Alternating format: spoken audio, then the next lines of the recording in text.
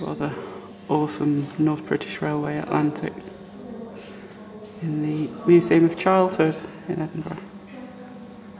Looks like it's live steam because it's got real coal in it. And it's called Midlothian.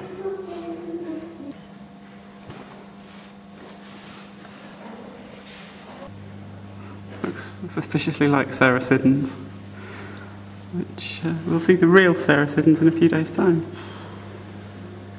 Apparently this is a Hornby layout of the 1930s. Some nice LMS logo and some amazing Pullmans with bogies. Oh, especially like the one on the back. Some that really old school Pullman.